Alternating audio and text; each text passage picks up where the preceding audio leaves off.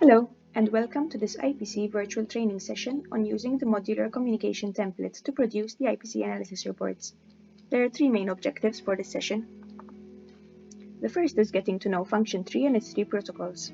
The second is understanding the minimum information that should be included in IPC Analysis Reports. And the third is learning how to use the IPC Modular Communication Template to produce IPC Analysis Reports. So, let's begin with Function 3. What is it all about? According to Function 3 from the IPC Technical Manual version 3, Communicate for Action, three protocols should be followed in order to inform decision makers in a consistent, accessible, and timely manner. These include 1. Producing the IPC Analysis Report, 2. Adhering to mapping standards, and 3. Strategically sharing communication products in a timely manner. In this session, we'll be focusing on the first protocol, producing the IPC Analysis Reports. At the end of the analysis process, the analysis team should draft the key messages to be included in the report. The analysis report should be finalized and released, ideally within 15 days of completing the analysis. It should contain the elements shown in this figure: key messages, maps, population tables, situation overviews, key drivers, limiting factors and assumptions, recommendations for action, process methodology and data sources, and minimum visual identity and accountability. The IPC Modular Communication Template provides a standard format and content guide for developing IPC analysis reports. It is a guide to help you ensure you meet the minimum requirements for communicating IPC results, as well as the different interests and needs of IPC stakeholders. The template consists of 9 modules. The full IPC analysis report should include at least the first 6 modules. The other 3 are optional, though we highly recommend you include them. Let's look at them one by one. In the first module, it's important to highlight the key results as much as possible, since some readers don't make it past the first page of the report. A brief but catchy headline is critical, since it sets the tone for the report. You can make reference to key figures, key drivers, and any aspect of the results that sums up the overall situation in the country. The aggregate number of people estimated to be in each phase is then presented in the table, for both current and projected periods, highlighting the number of people in need of urgent action, which means people classified in Phase 3 and above.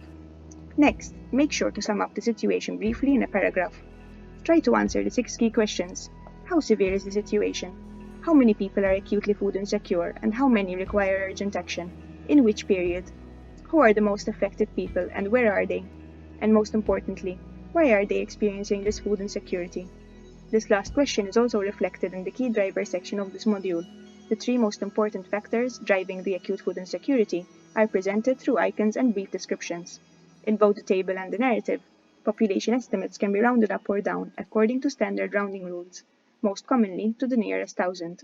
It's important to maintain consistency in the way numbers are rounded throughout the report. Finally, current and projected situation maps are presented in this module, along with a map key showing the relevant symbols for each map. The second module can be split into 2 pages representing the current and the projected period. Larger scale and more detailed classification maps are presented in this section. Summary population tables should also be developed for this module, including the number and percentage of people classified in each phase. If the findings haven't been aggregated, the phase classification for each area should be specified. If more than 10 to 15 areas have been classified, the findings should be aggregated at the most suitable administrative subdivision level, such as by region or state. In this case, area phase classifications should not be shown in this module. It's important to ensure subtotals add up to overall population totals, and that totals are consistent with those presented in modules 1, 5, and 7. Simple graphics can also be developed to depict these tables, as long as both values and percentages are shown. Detailed population tables will be presented in module 5. In the third module, a more detailed analysis of the current and the projected classifications should be provided. For the current situation, the context should be included, such as relevant historical information and trends. The classification should be summarized, answering the 6 key questions, like in the first module. Reference should be made to food security outcomes, that is, food consumption, livelihood change, nutrition, and mortality. This module should also present the key drivers, contributing factors, and limiting factors of the situation. You should make reference to key shocks and vulnerabilities, as well as limiting dimensions, meaning food availability, food access, food utilization, and stability. A comparison with the situation in previous IPC analyses should also be included here, as well as a brief overview of areas receiving significant humanitarian food assistance. For the projected situation, seasonality aspects and an assessment of shocks that will most likely impact future food security should be included, along with previous and forecasted shocks and their impact on future food security dimensions. Your conclusions should be made based on the likely changes in food security outcomes. You should also include a brief overview of areas that will or will likely be receiving significant humanitarian food assistance. In the fourth module, response priorities based on the results of the analysis should be developed, highlighting the populations in need of different strategic actions. The actions will be recommended according to the different 5 phases, as detailed in the IPC Acute Food and Security reference table in the manual.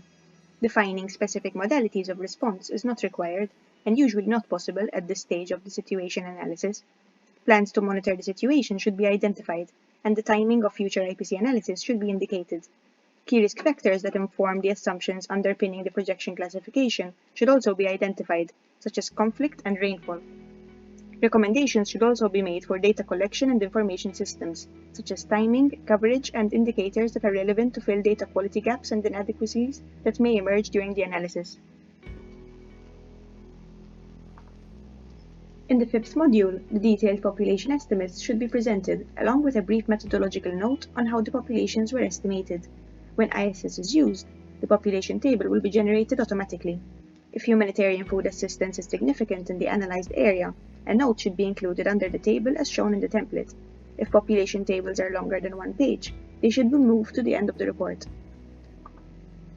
In the sixth module, the analysis process should be explained, referring to the National Technical Working Group and any institutional arrangements, trainings, or activities that took place before, during, and after the analysis. A list of main data sources used should be included, as well as of any challenges, such as evidence gaps, institutional arrangements, and participation. In this module, a contact person should be provided, and analysis, funding, and technical partners should be identified. Although Module 7 is optional, it's highly recommended you develop a snapshot of the situation. Essentially, it is a graphical representation of the most important IPC results and an effective way to reach other audiences who don't have technical backgrounds. This is an important product, especially in the case of high concern countries.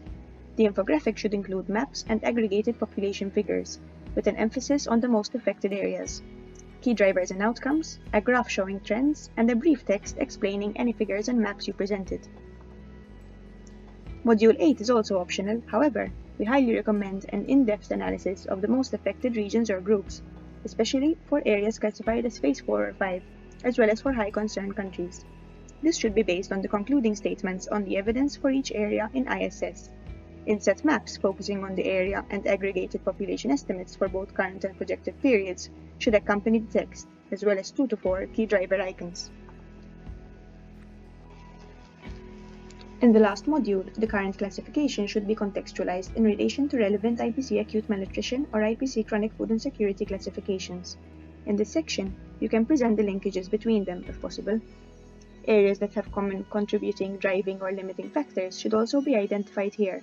If previous IPC acute food and security analyses have been completed, it is helpful to provide a comparative analysis of how trends have changed over time. You can present these trends and patterns through maps or graphics. Although this module is also optional, we highly recommend doing a comparative analysis with previous IPC results, especially in the case of high concern countries. That's it for now. I hope you found this session useful. We at the IPC Global Support Unit are always here to help guide you through the process. Thank you for watching and have a great day.